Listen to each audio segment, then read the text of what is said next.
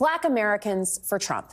And according to the Trump campaign, it is comprised of, quote, elected officials, athletes, entertainers, community leaders, and pastors who love our country.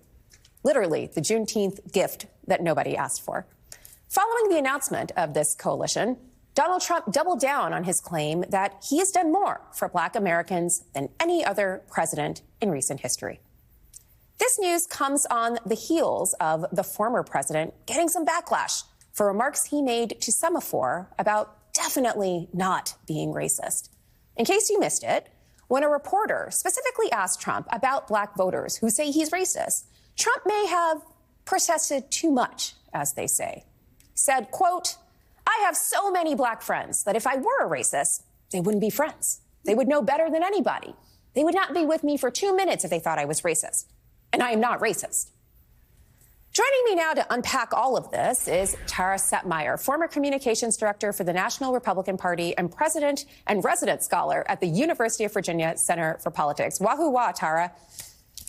Let's unpack this. This is a cliche. I'm not racist because I have Black friends. Can you say more?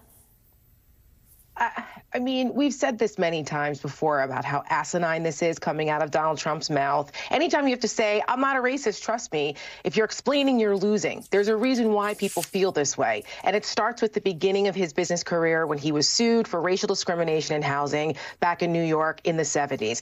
And his consistent racism and bigotry throughout decades of his career, it's evident, whether it was the books that were written about how he treated Black employees at his casino, whether it was about when he was the Barack Obama birther theories, whether it was about during his presidency calling immigrants from African countries S-hole countries, whether it was about his treatment of election workers. Remember Ruby Freeman and Shay Moss and what MAGA and Trump did to them? So why don't we ask those folks, or the Central Park Five, how they feel about how not racist Donald Trump is.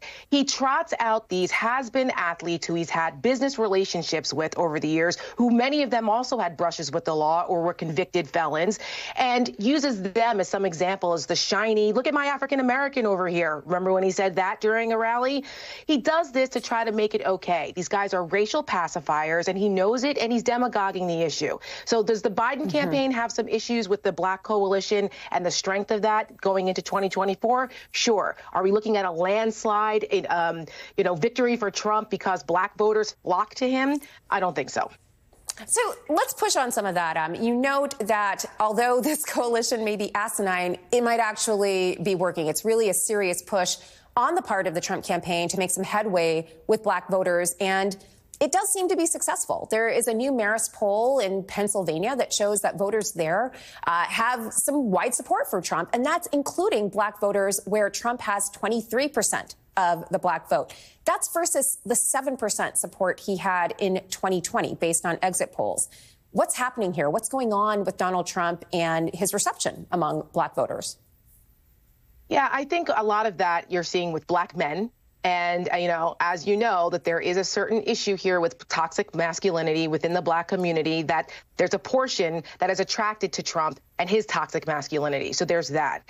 But then you also look at polling in Pennsylvania after the conviction, where an overwhelming percentage, 84%, I believe, said that they were offended by Trump trying to compare himself to Black folks because now he's a felon. And see, I'm just like you. Or the Nelson Mandela comments. I mean, same thing in Michigan, overwhelmingly in the upper 70% of being offended by this. So I think we need to be careful reading too much into the polls right now. I think there are people who feel that they're dissatisfied because President Biden is older and they maybe haven't gotten everything they wanted. But as we get closer to the election, and people are reminded that President Biden has had a history of supporting Black Americans, a history of supporting Black businesses, civil rights, all of these things that Donald Trump has not. I think people will understand that. I mean, record Black entrepreneurship under President Biden, not under Donald Trump. record low unemployment under President Biden. I mean, these are all things that matter in the Black community. And also, President Biden isn't making insulting comments to Black Americans like, look at me, I'm hanging out with accused murderer rappers on stage. And look at my shiny sneakers because you people like them too, right? I've made sneakers for you. I mean, it's so incredibly insulting, Donald Trump's stereotypical approach to thinking what Black Americans want and how he approaches it, that I think as we get closer to the election and people realize what the binary choice is here, President Biden will shore up that coalition that he's had with Black Americans. But they have to work for it. They can't take it for granted. Okay. Tara Setmeyer, we appreciate your time. Thank you. Thank you. That does it for me. Thanks so much for watching. Ali is back next weekend, and you can catch him every